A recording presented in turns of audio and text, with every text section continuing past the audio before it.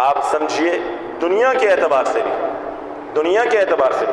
آخرت کے اعتبار سے بھی کامیاب وہ لوگ ہیں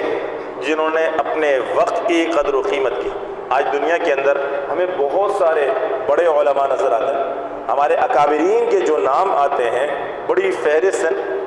ہم اپنے اکابرین کا نام کتنے ادب اور احترام سے لیتے ہیں، یا اس وقت میں ہمارے موجودہ دور کے اندر بہت سارے علماء ہیں، بڑے بڑے نام ہیں۔ میرے دوستو، کامیاب وہی ہیں، بڑے وہی بنے جنہوں نے اپنے وقت کو قیمتی جانا، جنہوں نے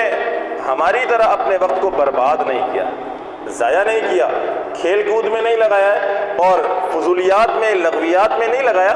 بلکہ اپنی زندگی کے ہر لمحے کو قیمتی جانا اور قیمتی جان کر گزارا، اس کے صحیح مصرف میں لگایا، وقت جہاں لگنا چاہیے تھا وقت کا استعمال وہیں پر کیا۔ آج دنیا کے اندر یہ لوگ نمایاں نظر آتے ہیں، ان کی نمایاں نظر آنا اس کی وجوہات یہی ہیں کہ انہوں نے اپنے وقت کو برباد نہیں کیا۔